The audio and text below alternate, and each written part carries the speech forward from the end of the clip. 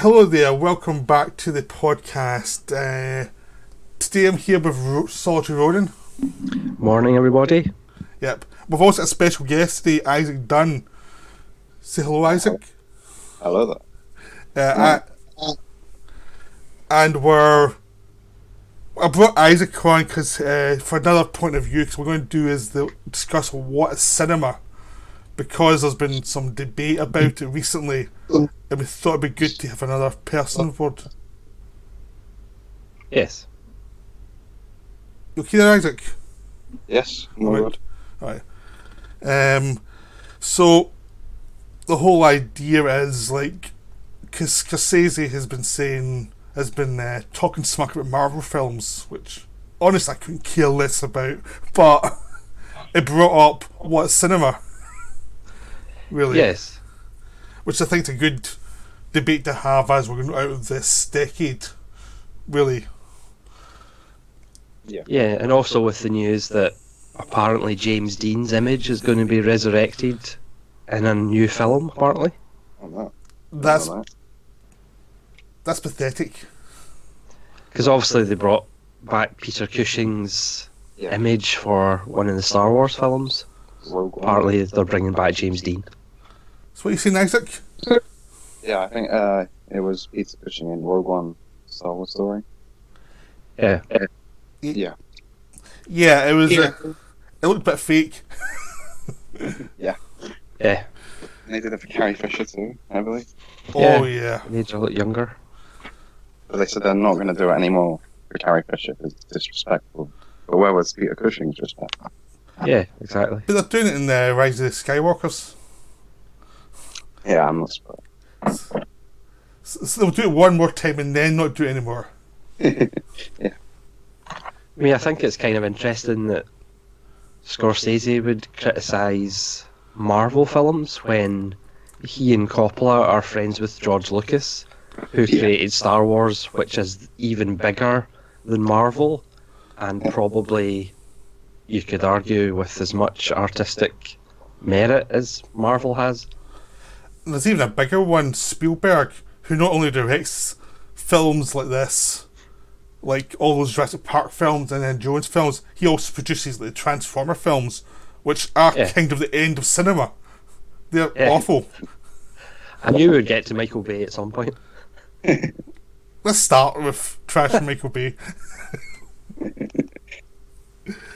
Yeah, no, it does feel like it's like they're all guilty. That generation's guilty of, just selling out just as much as everyone else, really. Yeah, I mean, the fact that Spielberg kind of goes from ultra commercial films to kind of po-faced, serious, please give me Oscar films, and he just kind of toggles between those two. I don't think that group is particularly, clean as far as not just being commercial. Yeah, I mean, Coppola's done a lot of commercial sellout films. He's done a boatload, and most of them are bombed in the 80s.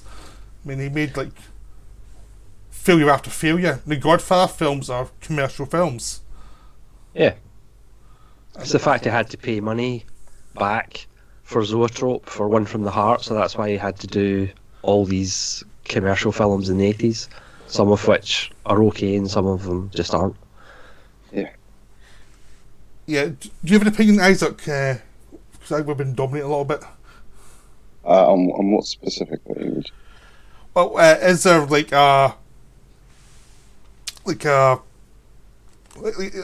idea of what is cinema? What's your take on what is cinema? What do you think cinema actually is? Because I think it'd be good to get your take, what you think cinema actually is to start with, so we can each of us give our take on it. Okay, so cinema. I guess there's always two types of cinema. The art films and the commercial films. And sometimes they can cross the line between the two. But your intentions in the film should always be clear for which side you want to fall on. Yeah. Yeah, and I think some of these directors try to have it both ways. And lots, really. Like, we want to respect, but we want to be able to look down at people and say, no, they are not artists. And is that... do you agree with me that, or...? Yeah, I agree with you on that. Yeah, I mean, essentially the bottom line is, to make more films, you need money. So, even if you are producing a completely, for the sake of argument, art house film, at some point you have to make money to make more films. But it's how your decisions change during the process, whether it makes more money or less. But the bottom line is you still need money to make films, regardless of what kind of films you make. Yeah. And I think some people... I think Coppola's very guilty of looking down at other people making films that he doesn't see as artistic, because he's been doing this for years. He's been calling out people for years for not being artistic the way he sees it. I mean, even from like, the 80s onwards, he's been saying things about like the Superman films and all these other films that were sellouts, and it's like, yeah, some of them are, but you're in the same industry. It's like, yeah, he did. He made The Godfather 3. Yeah, and he made like Finian's Rainbow before that, which is the ultimate sellout film. He did that when he was pretty young. Jack with Robin Williams. Yeah. It's as you make decisions, it's whether your filmmaking decisions are based on artistic choices or financial choices. That's kind of the crossroads and the difference. And granted, there's different pressures from studios, and certainly the whole preview thing, which I just can't stand, come back and say, oh, you really need to change that, or you need to do this. And it's whether your decision making is based on finance and demographic, or it's just artistic. Yeah, I mean, I think with Marvel, they're making pulp. They know they're making pulp. They admit it. They're trying to make good pulp, which will finance other films, but they're trying to make like fun, entertaining films. I mean, that's it. They're not pretentious in that any way, really. Yeah. And you either like them or you don't. I like them, but I know they are, really.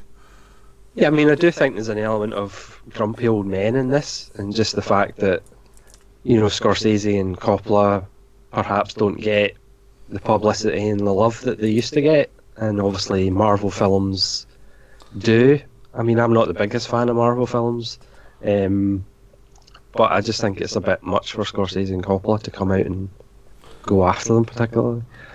Yeah, one thing I would say is Coppola came out later on and actually said what he'd said had been mangled in translation.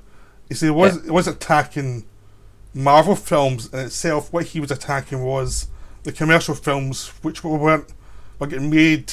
They weren't putting money into smaller films from those profits to actually have a diverse cinema, which I think is a viable criticism for the film industry, because they don't. Yeah. They put money into trash, really, a lot of the time. They don't try and invest the profits from a big budget film to a lower budget film. It's just profits. Yeah, I mean, on you go, Isaac. What I thought was funny is that the Marvel community, and they got all angry because of Scorsese's comments. Their defense was, well, we may make all the money, but Scorsese gets all the Oscars. But to a true artist, like, the Oscars are meaningless. Yeah. Yeah, they're trash. They're really bad. Yeah. They're literally, commercials. Yeah, as Kurosawa called them, self-congratulatory bullshit. Yeah. Orson Welles hated them as well. He was mocking of them repeatedly. It's like...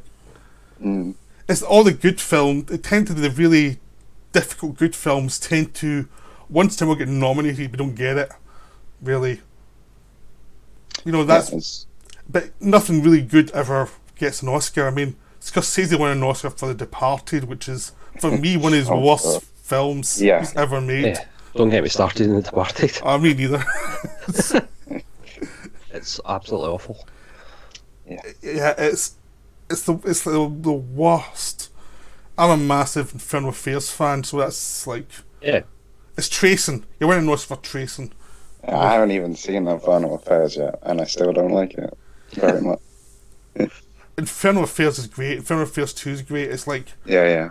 but the thing is, when you watch them, they're made by directors who are making a film for themselves. They're making a commercial film, but they're putting a lot into it. You know, and it's like, well, why just steal from someone else's work? Yeah. In the same way, Scorsese's remade Cape Fear, which is another film I really like, and he made a shitty remake of it. Yeah. It's like, Yeah. and then he remade Silence, which was a film I love, and he made his mediocre version. He's always remaking films I adore badly. Yeah. That's my rant over. To his original project, which are normally based on novels and things anyway. But still. Yeah, it's another one I could rant about because I think he took something that was really good and made something very long with, and didn't have the same power, really. But I'm getting off topic here. Yeah, I'm sure we could rant all day about modern Scorsese films. Yeah, it's a bad area to go into. Yeah. So, but yeah, I mean,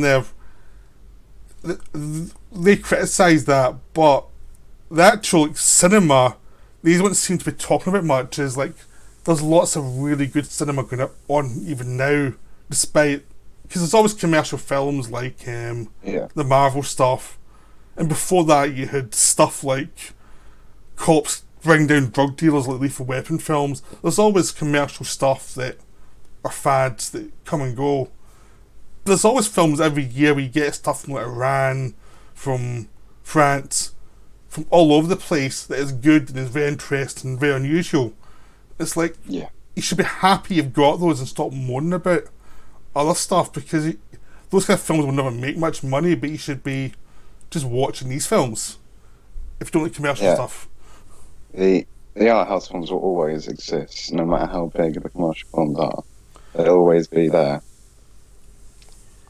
Yeah, and I also feel that foreign filmmakers, even when they're actually making commercial films, like from Korea or Japan or China, they're just not as calculated or by the numbers. So I just think even commercial cinema from around the world is still of a higher quality than American commercial cinema.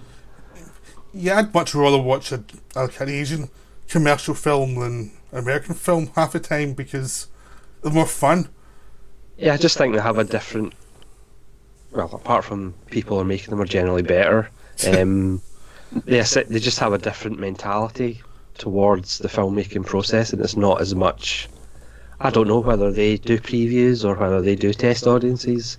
I'm not actually sure about that. I imagine trying to preview a Takashi Miike film. I mean, that would be... I mean, he does commercial films, but they're weird as hell. Yeah. And sometimes they're terrible, but sometimes they're so weird that it's like, I'd much rather watch that than a lot of the films I've seen that just have no imagination. I would like to see the cards from the previews of Visitor Q or something like that. Yeah. That's the thing with Miike, even when these films aren't the best, he always shows you something that you've never seen before, which in today's day and age is pretty rare.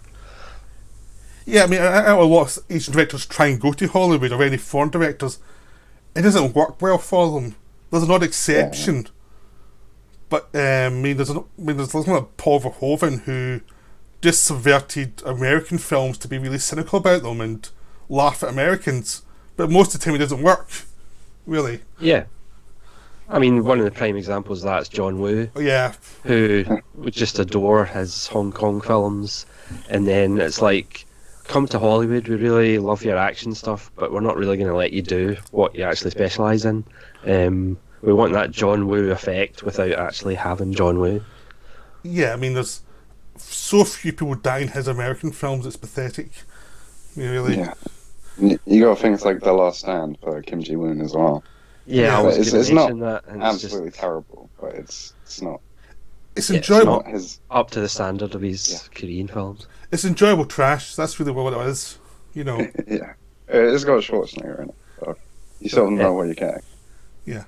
But you also get someone like Wim Wenders, who kind of went to America with Hammett and failed, and now went back to Europe. Then seemed to come back after Until the End of the World, and he just seems to have lost his direction altogether.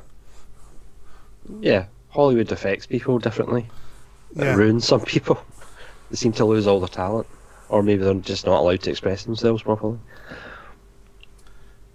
Yeah, it's really strange. But then again, you've also got the example of who's the director, Ho Hee Sang, who's going around the world making films, and charismatic maybe one in Japan. Like some directors actually go to places where they don't speak the language and have interpreters to try and do new projects. Yeah. Which I think is quite interesting. They're trying to do stuff like that. I mean, like when Paul Verhoeven did his last film with Isabelle Huppert, he didn't speak French, so he had interpreters, but he still did it that way, which is kind of unique because you're getting a different language, but you're still getting the director's point of view through it. It's for a different culture. Or have I gone off on a weird tangent here? Or... Yes, it's just... Okay. I found it interesting. Do we see an end to the Marvel cycle? Because personally I would have thought we would have had fatigue, but it doesn't seem to have happened yet. Yeah, there was a brief period when it looked like about 2014, I think it was, right before the which film is it? With the Raccoon, the Guardians film, the first one of that. Yeah. But yeah, there'll be an end to it, but something new will become the next Marvel. Yeah, There always has to be that Yeah. antagonist for the serious films, quote unquote. Yeah, I mean, we have Deadpool's reinvented again by bringing snark to it, and so it's always reinventing itself. And I think one of the reasons why it's always still successful is because Marvel make different films within that genre. There's superhero films, but some are comedies, some are serious, some are fantasies. They know to reinvent themselves. And honestly, compared to something like the Rogue Cop movie of the 80s when they got really bad, it's like, well, these I don't mind as much because at least they've got some imagination.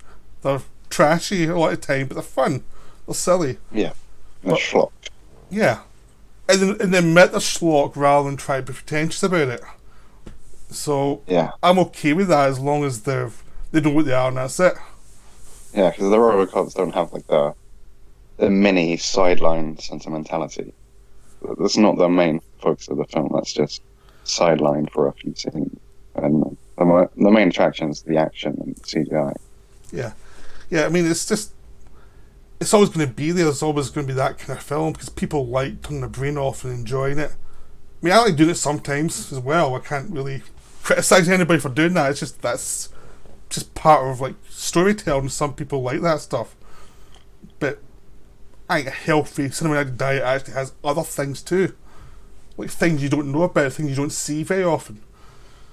Like trying a film, it's like, what the hell is this film? I'll give it a shot, which is fun. Yeah, but it's kind of when the Marvel films are actually put as this is a high level of filmmaking. The fact that Black Panther was nominated for an Oscar when it's a pretty average film. I saw an advert on the side of a bus for a film starring the actor from Black Panther, and it said produced by the visionary directors of Avengers Endgame. Yeah. I'm not really sure about that. Visionary is the totally wrong word to describe the situation. Yeah, no, there is a pretension to some of the fans and some of the hype. There's definitely that, because I remember when Logan came out, that was the most insufferable thing. When I was saying, this is not just a great film for comic book, it's a great film, and he's like, no, it's not. It's the plot is very Superman 3. You know, it's like... I just... It drove me nuts, because I enjoyed the film, but it was like... honestly, I'd rather watch a John Wick film than this. And it's like... Yeah. It just seemed really pretentious. I don't think the hype culture for those films is really what film should be. You know, like analyzing every frame of a trailer. Yeah. Yeah. I don't even. Yeah. I would recommend not watching trailers, because you normally nowadays they give away the entire film. Yeah, they put all the good stuff into the trailer. Yeah. Or they inverted commas. Yeah, or they can make a trailer so unwatchable that you would never go see it. Or, like me, you might go and see it just for a train wreck. Just to see if it's as bad as it looks. Yeah. I mean, I think I've always subscribed to the fact that because mainstream cinema is pretty much the lowest quality it's ever been, when you do get a film that's half decent, they do go overboard with it and call things masterpieces and instant classics, and it's only just because in general the quality's not that good, so when you do get a film that's actually half decent, they just go overboard with it. Yeah. What do you think of... Sorry. No, what do you think of the argument from like the Marvel community that this is what we're saying is like people with the westerns from back in the day, when people they talk badly about the westerns, and one was coming out every year and it's the same thing. Oh yeah, say there's some films that will age well and other ones won't, really, like... Yeah, I think that's true. I mean, I think some films in this genre will age well and other ones will be trashy. But... Yeah, I mean, Sorry, on you. I would just say, even then, with a lot of westerns, there's not that many genius westerns. There's a lot of very good westerns, like a lot of the pulpy westerns have been now seen from the 50s. But they're flaws too, and you can say they're enjoyable, but they're flaws. Because from 20 years from now, I'm not sure many of the Marvel films will even be talked about. You know. Yeah. But obviously at the time, they're really popular, but 20 years from now, I mean, who talks about Avatar now? Nobody. And Avatar was a phenomenon. Well, I talk about the Avatar cartoon. How's that? the Last Airbender. How's that? Oh, yeah. A video coming up. Just to promote my channel. But let's be honest, would you rather James Cameron buckled down and actually sorted The Abyss to release on Blu-ray, or doing Avatar 2? The Abyss. Yeah. Yeah, exactly. As long as he doesn't do another Terminator film, I don't care. As long as he stops that, please stop that. I think it's funny because the last two Terminator films, they've tried to market it like, oh look, James Cameron's back. It's proper Terminator again, and then they're doing it for this one like it was the first time, even though they did it for the previous film, and that was absolute rubbish. Yeah, if he turns up on set and has a cup of coffee, it's not quite James Cameron's back. Yeah. Yeah. Yeah, it's quite depressing, that. But anyway, I don't want to rant about Terminator films. I've already done a video on that one. But that's the thing, is there's a lot of films that they spend a fortune, like $180 million on a film. It's like, why do you make this film? It's stupid. There's like, you could write the plot on the back of an envelope, and you can put in all this money, you can make like 10 decent films for that money, and probably make the same amount of money off it.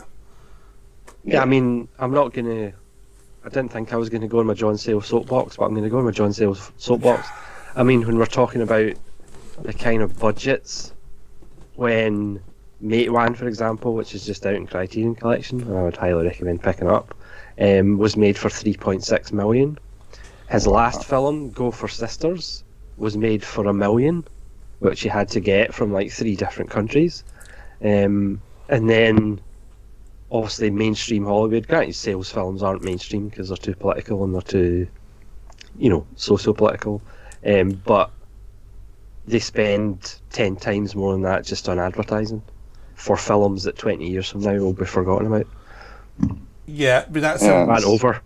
That's okay. I was thinking the same thing about To Sleep with Anger, which is Criterion. It's like, that's a great film. No one saw it when it came out. It was ignored, it was hated. It was well reviewed, but it might as well have been hated for how much anyone gave a damn about it. It's like, they just advertise good stuff. And that's always going to happen. Yeah. Your art house films and your, slightly more socio-political films are going to be forgotten about and kind of drowned in the mainstream malaise. Yeah. What's going to matter in however so many years is not how much money it makes. It's going to be the film itself. Yeah. All that is not going to be relevant at all. It's the actual film from start to beginning. What is that? And is it good? Yeah. And there's still films that are pulpy and schlocky and you don't have to think about, which are still well-made films. That's the difference for me of these films that just aren't well-made. Whereas you do have pulpy films from the past, the Hammers and stuff like that, but they're all well-made. Yeah. Not all of them, but most. No. I could point to some really bad ones. It's just kind of the sloppy nature of filmmaking in general. Yeah. Today. I mean, obviously when you talk about really great directors, every frame, there's a reason for it. Every shot composition, there's a reason for it. Whereas in general, filmmaking today, you just slap up anything and just stick it together and cut it.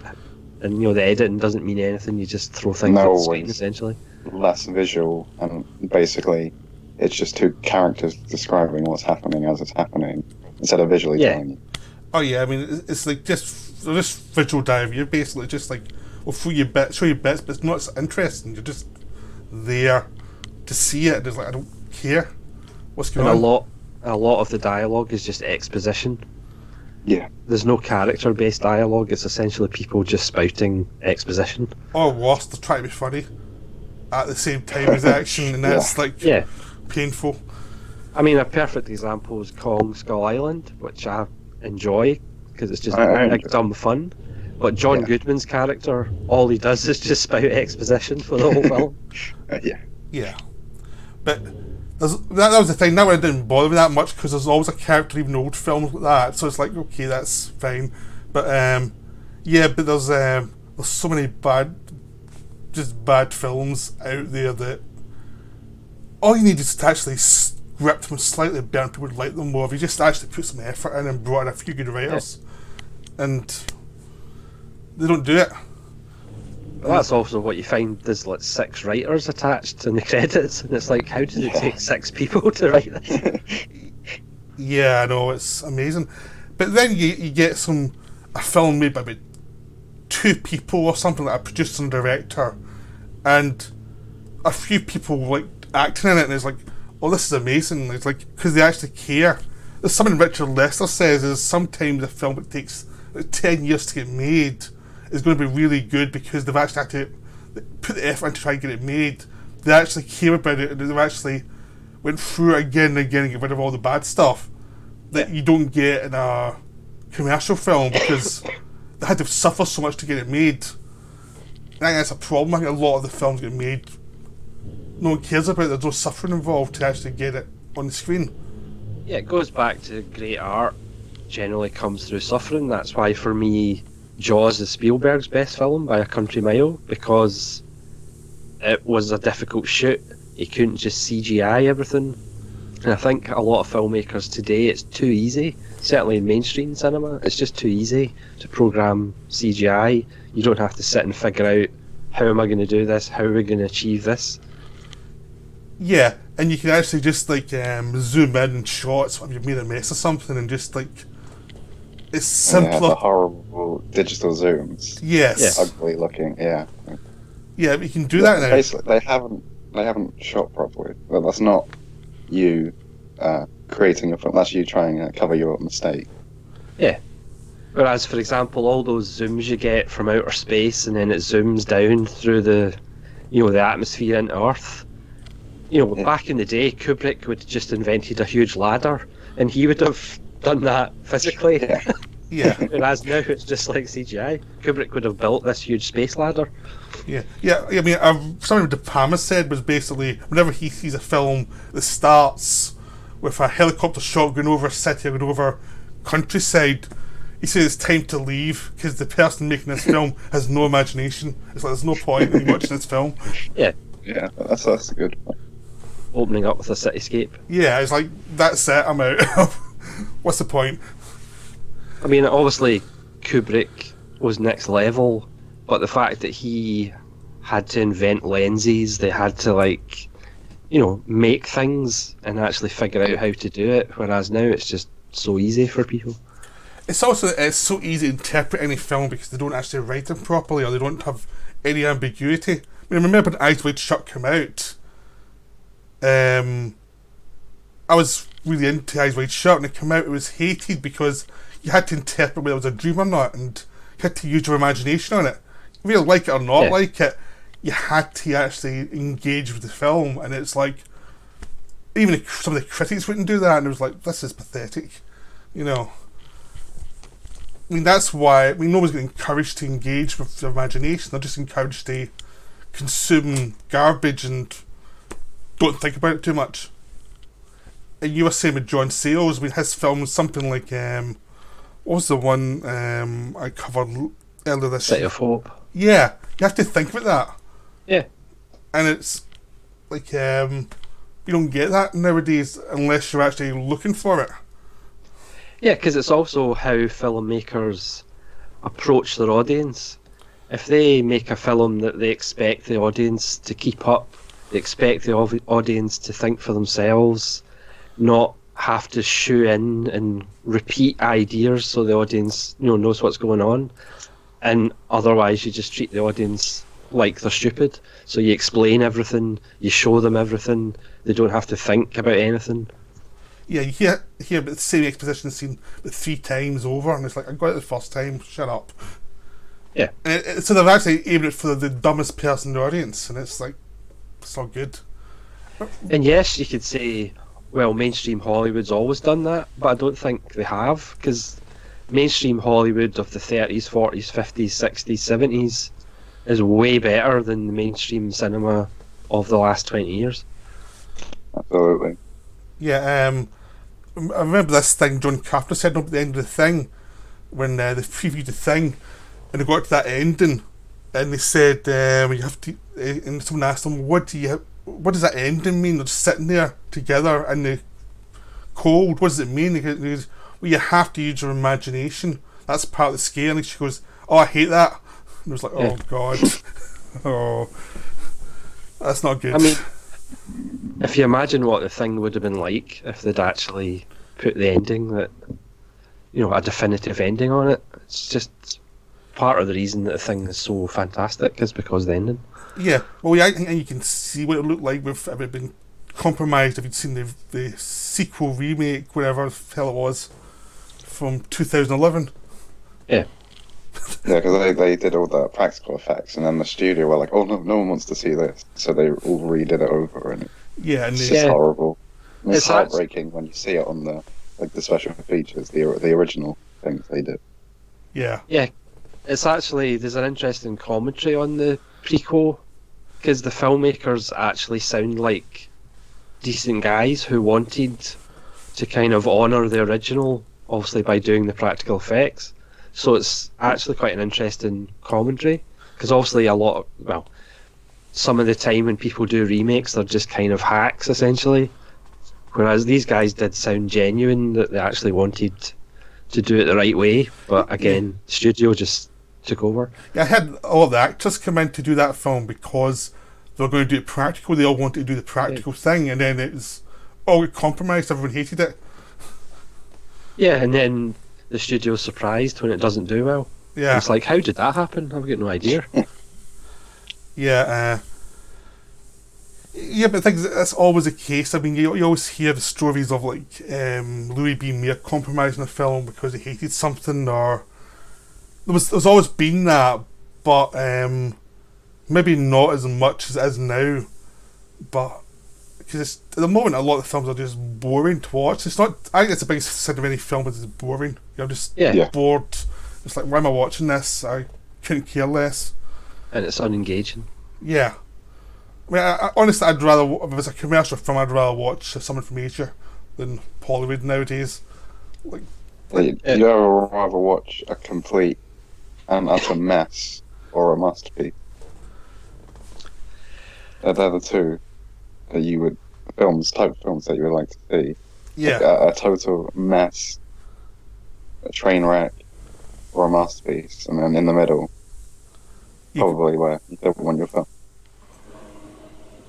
Yeah, I mean, there's only a lot of films are just in the middle. They don't really engage. I mean, honestly, if it's not a masterpiece, I want to see a train wreck.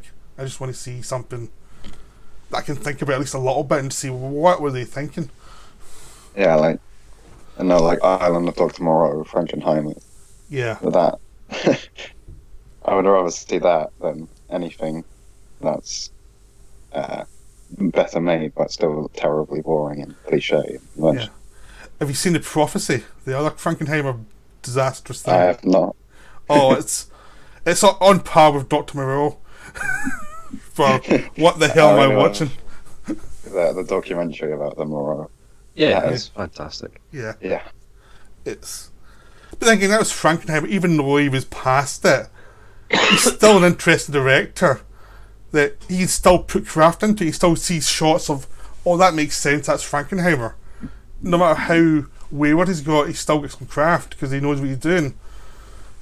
And a lot of directors now don't have that craft. They just put the shots together in a kind of vague way. They've kind of seen everything in TV, so they don't see stuff in the cinema as much as they should. They don't understand like shots and atmosphere building. They don't love the directing. Yeah, because a lot of time I find a lot of directors just have no visual sense at all. And it's like, why am I watching this? Like, what's the point of any of these shots? They're just like close-ups or wide shots. It's like...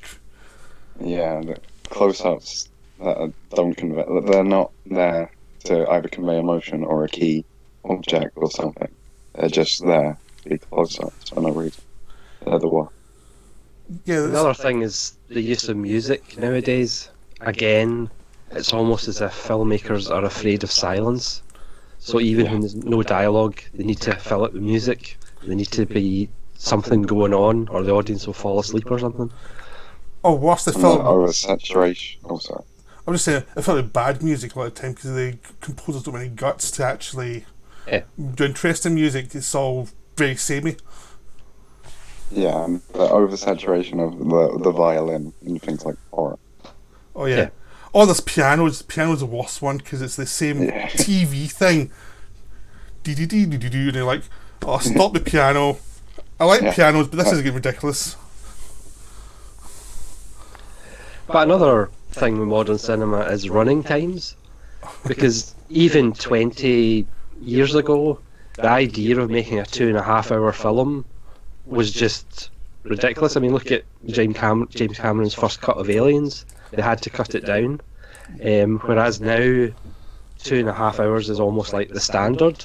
Whereas I've always been a firm believer in, if your film is 102 minutes, make it 102 minutes. Don't make it 150. Obviously Tarantino could learn that lesson. Whereas in the olden days, you did like 90 minutes so you could show it more often. Whereas now, cinema has become more of an event. So it's like 2.75 hours, but it's not actual substance. Yeah, because I wouldn't watch a film I think it's going to be kind of a bit so-so, and if you see 2 hours above, you think, nah, I won't bother. If it's an hour and a half, I might give it a shot, but it's 2 hours that it looks a bit, I won't bother. Whereas it has become almost event cinema, but it's just empty, and it really needs cutting. Yeah. Well, back to Scorsese. You think that, because he's doing The Irishman, and that's coming out this week or next week, I can't remember. But But part of that is because it's like 3.5 hours or something. Yeah. And he's done it for Netflix because he doesn't think that anyone's, rightly, but no one's going to go on what. Not as many people. It's not going to make as money if it's only released as the cinema, and it's 3.5 hours long. People will not sit through that, even though it has Robert De Niro, Al Pacino, and Joe Pesci again together. Yeah.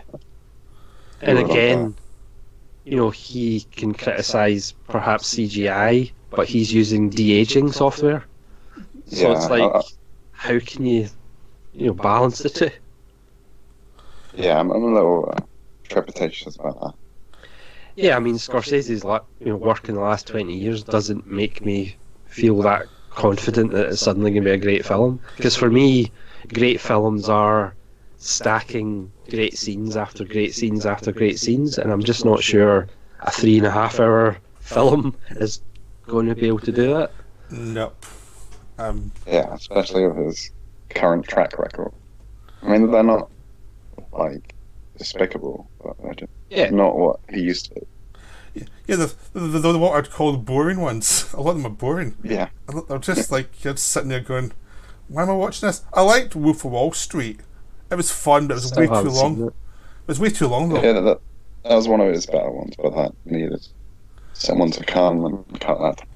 Yeah, it goes to a certain point and you're thinking, oh, I've got the point of the film, and it goes on for another, 40 minutes after that, and it's like, oh, come on, just finish.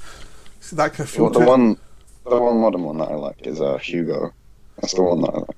Yeah, I like that one as well. I haven't seen that one either. That's a good one, actually. Yeah.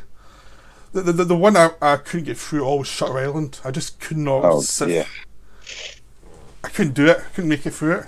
And I like that kind of film. But it ended me. I just couldn't do it.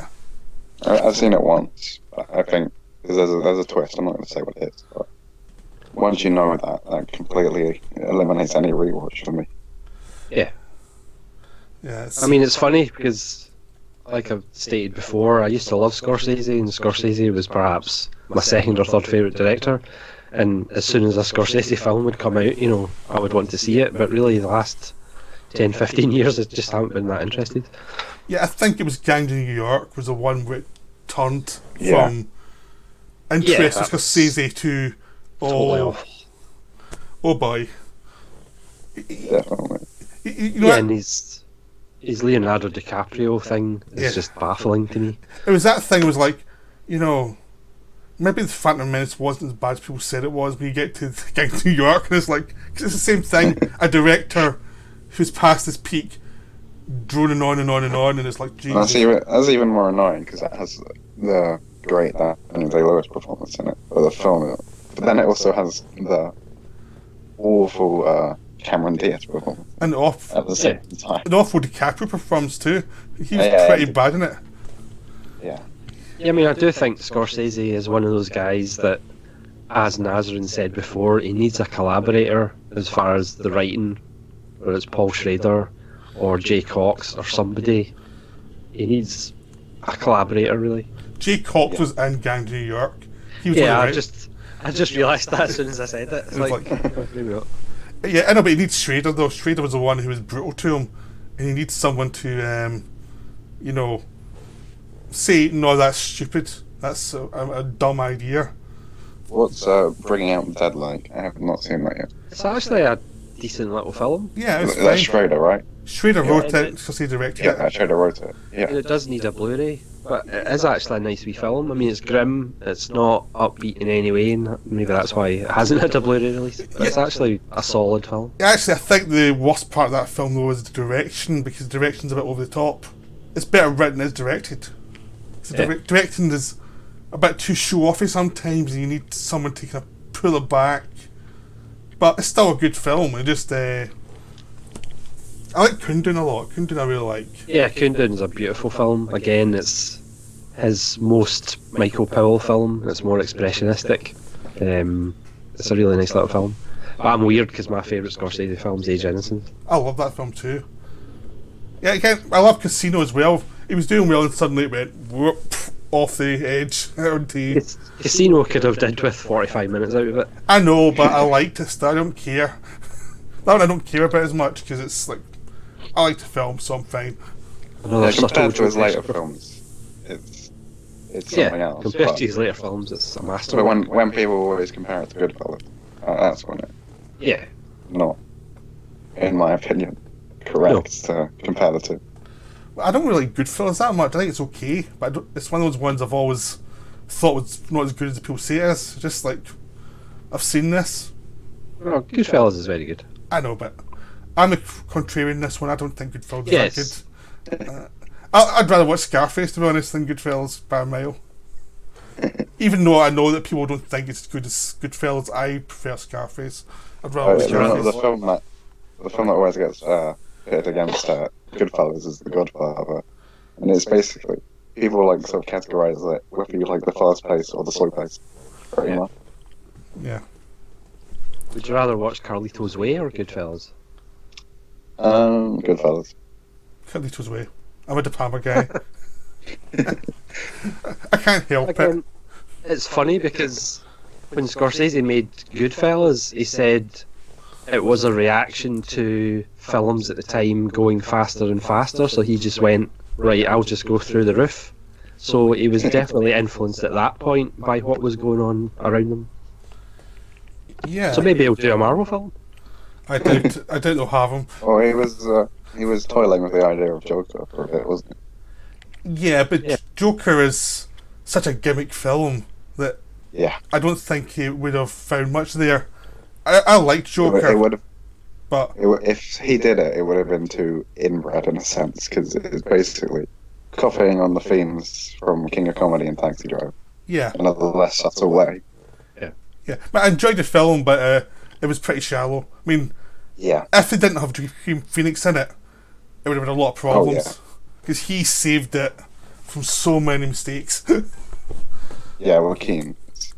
Yeah, I really like Joaquin Phoenix. Yeah, he's always trying different projects, that are really interesting ones. Like the Paul Thomas Anderson ones he did, I really like. Yeah, I'm a big Paul Thomas Anderson fan, and I love The Master. And Inherent Vice is interesting. Yeah, and I like The Will Be Blood. I really like that film. It's based in cinema because it's really spare and powerful, where there's no dialogue for a long time, and there's a real sense of someone building atmosphere. That one. Yeah, that one was fairly popular too. So Yeah. that's always. Yeah, so since we've been trashing Scorsese for a while, which is always fun, who are the people who are the people you actually look forward to, who think can push cinema forward, like as an art form rather than just as a commercial zone? Well, I know what Solitari's going to say. Yorgos Lanthimos. How did you know that? I was going to say Yorgos Lanthimos. Yeah. Yes. I just think, And you always champion him, so. yeah, I mean, I just think he's one to watch. I mean, again, I'm not really that up on modern filmmakers, but certainly what's coming out of Korea with Kim Ji-woon and others, and Lanthimos, I know people shout at me, but I think there's a little bit of Kubrick in Lanthimos, just as far as his attitude to the frame, and obviously The Favourite looks a lot like Barry Lyndon, or reminds you a lot of Barry Lyndon. Yeah, that is a fair comparison. Yeah, and I think perhaps not intellectually, perhaps with Kubrick, but I do think that Lanthimos is certainly going to be one to watch. But like I said, I'm not really an expert in modern film in any way. Yeah, I haven't watched this film yet. They're on my list for this month. It's filmed you're going to watch this month, but haven't. It's kind of on my to-do list for. Yeah, I'm definitely behind on him. I've only seen Dogtooth and The Favourite, so I need to. But I will be watching one very soon. Yeah, I mean, The Lobster for me is arguably the best film in the last 20 years. Yeah, but maybe a few films I'm definitely watch before the end of the year, and The Lobster and Favourite are two of them. But I also want to see the Elephant Sit Still, because I've got that, but I need to watch it still, because I heard it's really good. A friend of mine saw it, and he said it was amazing. So, Isaac, is there any directors that you've got your eye on as far as the future? Yeah. I like Paul Thomas Anderson, Charlie Kaufman, even if it's writing. Spike Jones, Werner Herzog, yeah, Coen Brothers. Yeah. Yeah. Even now, Werner Herzog is still a player. Like, what's he going to do next? Because it's always going to be interesting. Like, he does not care about convention. He will do what he wants to do. Really. Yeah, I mean, Herzog's almost had like 2 Hall of Fame careers. One as a fiction director, one as a non-fiction director. He doesn't see his documentaries as documentaries. He sees them as just fiction films because he stylizes them, doesn't he? And he like alters the truth to give you an amazing experience. I think he's pretty much in a class by himself. I don't think there's anybody else that's had the career that Herzog's had. Yeah, and he still doesn't get enough credit, I don't think. Yeah. He's the maverick of current day. Yeah, he's also made the one worthy sequel of this decade, which is Bad Lieutenant 2. Because it's so weird. I haven't seen that one. It's so weird. It's like I saw that a few months ago. it's so odd that it's like it's not really a sequel at all. But I like calling it the only worthy sequel because it's just so not that. But it's Herzog doing that weird film. Yeah. I just probably go for Asian directors generally, and some of the directors you mentioned, like Paul Thomas Anderson's really good. Well, I didn't actually like him when he started directing, but just as he went on, I thought when he started he was a bit shallow and smug. But I think once he kind of got into after Magnolia, I think he got in the earlier films, like Boogie Nights is basically a Scorsese film. It's very good, and I like it very much. And there's old manisms as well in Magnolia. And Punch Drunk Love is very tatty. I know, but I love that film. It's so I still haven't seen it for the obvious reason. Yeah, you should. Yeah, I know. But it's so good. There is a good Adam Sandler performance out there. Yes. I know it's hard to believe. No, everybody says so, so I really need to watch it. And he's doing Uncut Gems, isn't he? Yeah. There were people I was going to mention, Safdie brothers. Based on Good Time, it's like, they could be really something, because if they stick to the lower budgets and stick to their own vision, they could be really good. Yeah, if they continue on that path. That could be. Yeah. I also think that, since you mentioned Herzog, I think Paul Schrader could still deliver another good film or two. Like, cause he's always weird and interesting. Like, and First Reformed is one of my favourite films of the decade. So, I always hold out hope for Schrader no matter what mess he makes, because he's always interesting. Really. Yeah, I've seen it First Reformed in the past couple of months. And and it's simple because that's the only Schrader film I've seen today. So I need to go and see like Blue Collar and Mishima. All those good. Yeah, the time with Schrader is he's either on or off. He's not in between. He's working at full capacity, or you're going to watch something really odd. Yeah, he's that kind of director. But I always hold out hope with him that he's sort of like John Sayles in a way, but he's an interesting writer. So you never know what you're going to get with him, but there's always a chance it's going to be something really good. Yeah, I mean, Blue Collar, when you consider how great the 70s was for American cinema, Blue Collar might be the best American film in the 70s. Yeah. Another master I'd say is Malick, but no, he's not as popular now, but I still love Malick, so. And I'm doing a season on him just now, so. I semi-recently discovered, not discovered, I know about him, but dived into Malick. Yeah. And I've just hit the period where it's the post-True of Life stage. Yeah. So I seem to wonder, and that's where I'm up to. Yeah. Yeah, I mean, it's weird because those ones are not well liked, but I really love them. But do you like them more than the previous era? It depends. I like them more than Tree of Life, but I don't like them more than. I really like the Thin Blue Line and Thin Red Line. I'm getting that confused with the documentary. I always get that wrong.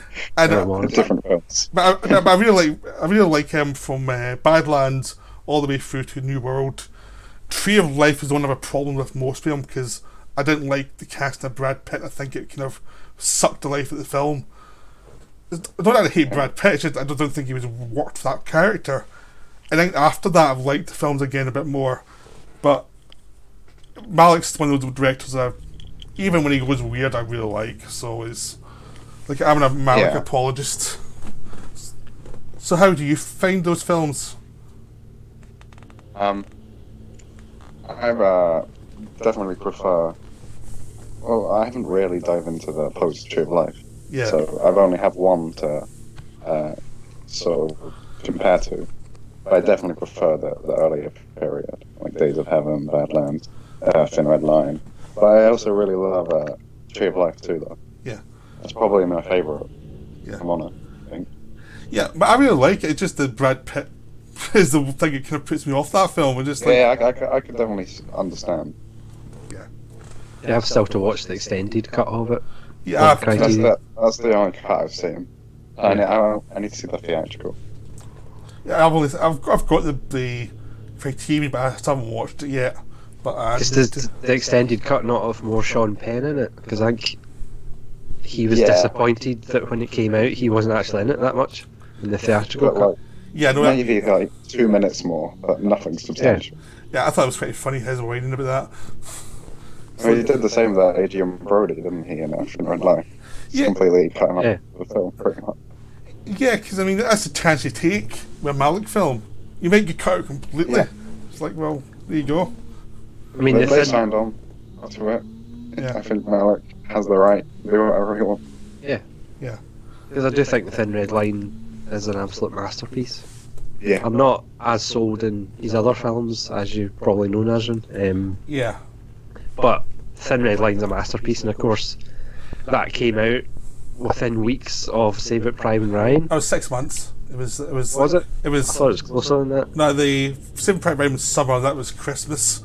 But Saving Private Ryan. Of course, Saving Private Ryan got all the aplomb and all the Oscars awards. Yeah, but that's Oscars, so it's actually better they didn't get it because it's like it's now the cooler film. Yeah. And Hidden Life's coming out soon, so I'm looking forward to that. Oh yeah, looking forward to that. Yeah. But yeah, I think there's still a lot of directors of hope. I'm now getting into different directors from different countries that aren't English speaking. So I'm really into that at the moment. So I'm really enjoying that because it's different atmosphere films and just different approaches to filmmaking, which I think is really good to try and stretch yourself a little bit and not be stuck to like English speaking narratives. So I'm really absolutely. So I think people who claim to be film fans but don't watch foreign films, to me, is just bizarre. And not calling anybody out on YouTube or anything, but there's lots of people on YouTube that have huge film collections, and there's not one that's actually foreign, which is bizarre. Or if it is, it's like Pan's Labyrinth or something like that. It's just bizarre. Yeah, I mean, it really is. They just don't get there's another world of filmmaking out there that's unique and different, and it tells you about the world rather than your little space in the world. I think they're just scared of that. They don't want to touch that. It's like, I don't get that. I'm not going to do it. Yeah, I mean, obviously America is quite an insulated country, so I kind of get why some people just either aren't aware or just don't want to look at other countries' films, but as a film fan, that's just bizarre to me. Yeah, I mean, one of my favourite film periods is like the 60s Czechoslovakia Polish films, the ones made under communism, and they had to sneak in all their messages using surrealism and stuff like that, and it's like, that stuff's amazing, and it's like no one watches it, and it's a real shame because this is some great films that are just not seen, and you've only second run films who are distributing them just now because no one else will touch them. It's a real shame. Yeah. And perhaps America would be a different country if everybody actually watched foreign films. I don't think they've interest. I just don't think they've interest at all in any other country. I don't want to be told they're wrong. It's always bizarre when they always claim like, but I can't read and watch the screen at the same time. Yes. You could do. I've met people who say that to me. You can do it for Star Subtitles. Wars, for God's sake. Yeah, And you've do done it it. for Tarantino, like Kill Bill. That's in Japan, and Yeah. specifically the second one takes up. There's like a whole training sequence, isn't there? Yeah. And that's all subtitled. But why can't you do that for any of? They're too lazy. They just don't want to do it. It's like, nah.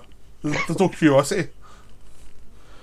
I mean, there's people that won't watch black and white films, which is Yeah, even that's- stranger.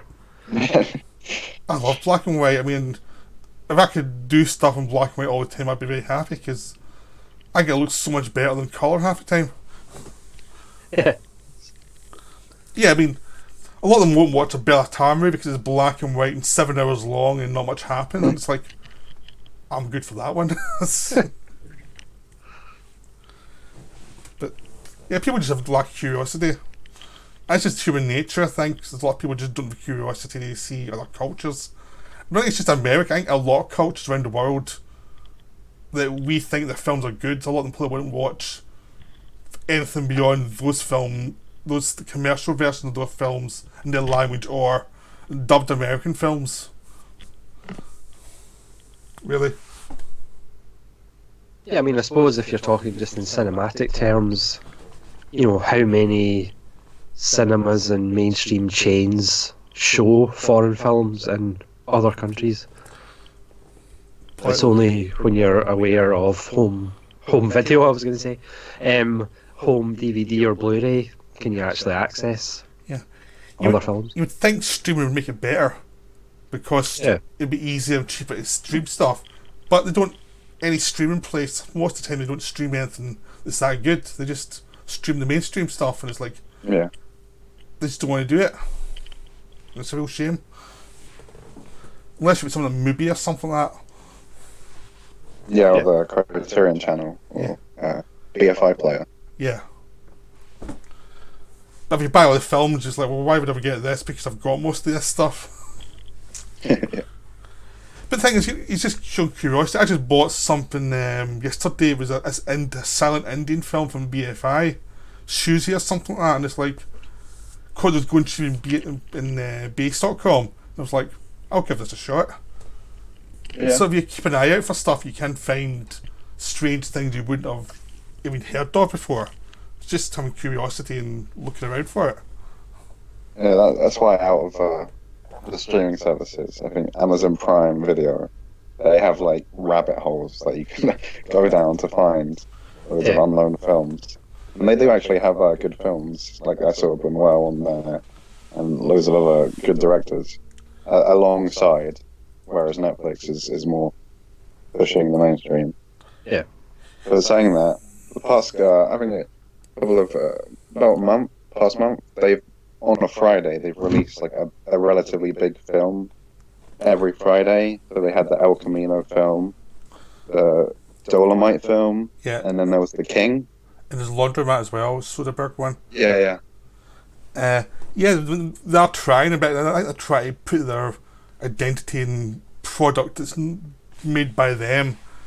But I think Amazon Prime is actually doing quite well, because you're right. I think I've found some films and bought them that have been quite cheap, that are hard to get hold of, but I'd still rather have a Blu-ray. But if you can't get a Blu-ray, I'll take that. Then it's better than nothing, really. So, is anyone got anything else to say? Or because we've gone for about an hour now, so it's like... quite a. As usual, we've said it will last 10 minutes, and it doesn't. It's the tangents that make this special. It's the tangents. I don't know what it makes it. It's just the tangents. Yeah, something happens in between, so that makes the magic. Yeah.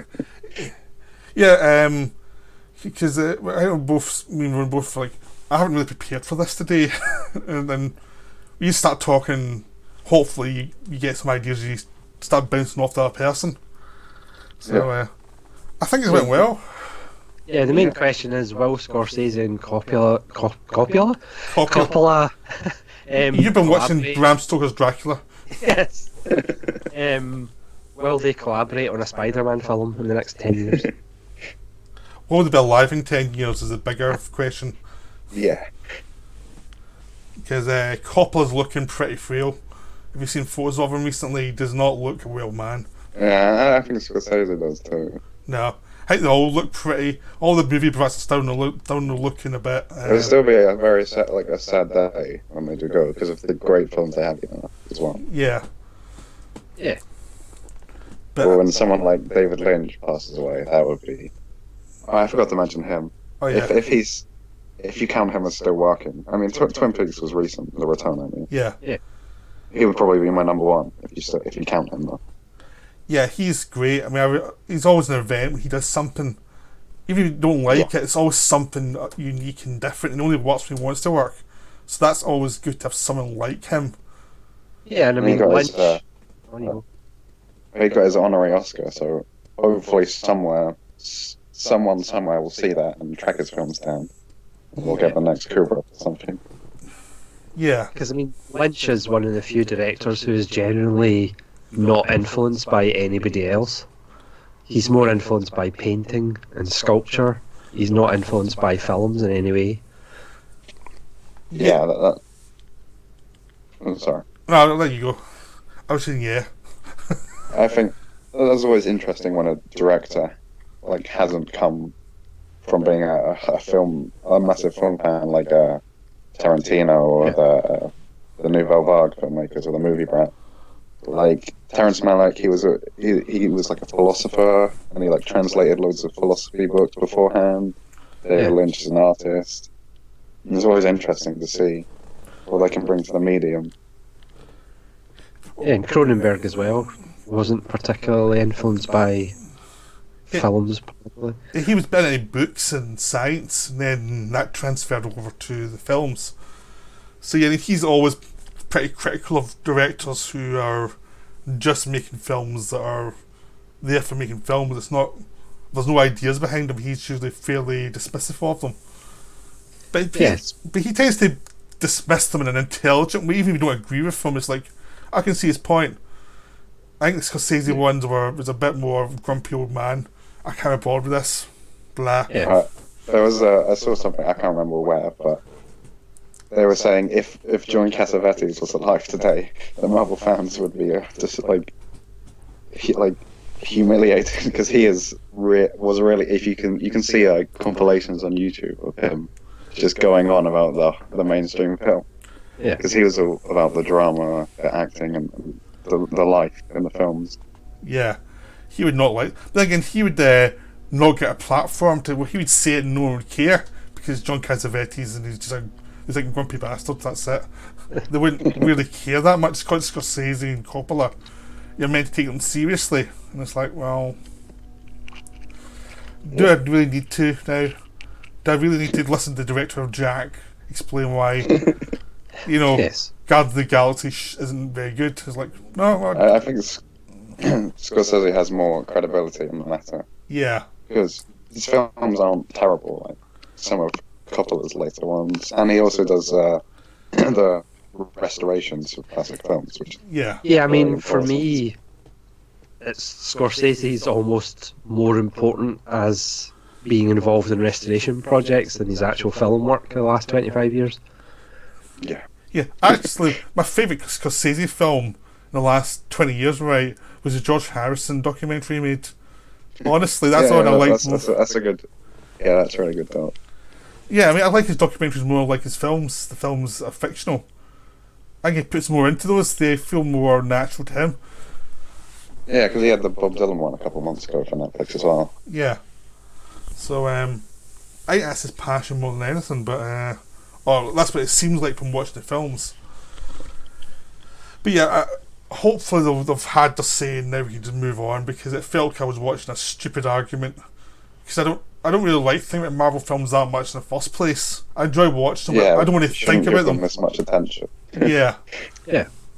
It's like, it's the films I will watch to enjoy myself, but I'll watch, I'd rather watch other films to think. And it's like, why is this getting attention? It's just basically because they can sell advertising by having all these headlines, and that's why it's got attention. Yeah. That's the only reason. Right. This whole storm that Scorsese created will get him loads more attention for The Irishman, though. Oh yeah. Yeah. So see how that turns out in a couple of weeks or whatever it is. Yeah. It's probably not that much of a coincidence that he did it when he did it. Yeah. Yeah. But all the critics will kiss his ass for that film because they always do, no matter what he makes. It's like, it's quite sad to watch the critics like.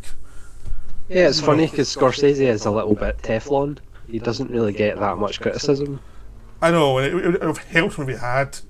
I think he could have been a lot better off if he actually had more criticism, because he kind of needs it. So I think that's us now. I don't want to have it on forever, because Fair enough. I think it's only so long you can go on a podcast about this subject before you start to really bore people. You know what I mean? I think we've come full circle from Scorsese to Scorsese. Yeah. Yeah. And you know, obviously, All the tangents in between. yeah. And I'm glad we managed to slag off Gang New York for a minute or two, because that's Yeah. I'll take any opportunity to do that. yeah, it's always fun. So thank you, Isaac, for coming on our show. Yep, Oh, thanks, Isaac. thank you so much for inviting me. I thought you have a, from what I've seen you say, and like when we were doing when Daisuke was doing the live cast, I was thought that's been an interesting person to bring on to have another point of view over a certain subject. So I thought it'd be quite cool to bring you on, and so thank you very much. Yep, it'll be interesting to see what your collaboration with SGS is. Yeah. Oh, we'll see in the future how that turns out. Yep. Well, good luck with that. Thank you. And again, thank you, Ronin, for coming along and doing this with me. No bother. And hope you survive your cold. Yes. Yeah, good luck. Yeah. Cheers. So I'm going to Good turn. cinema will be a medicine for that. Yes. Oops, I've just knocked my microphone. Well, thank you very much. I'm just going to turn this off now.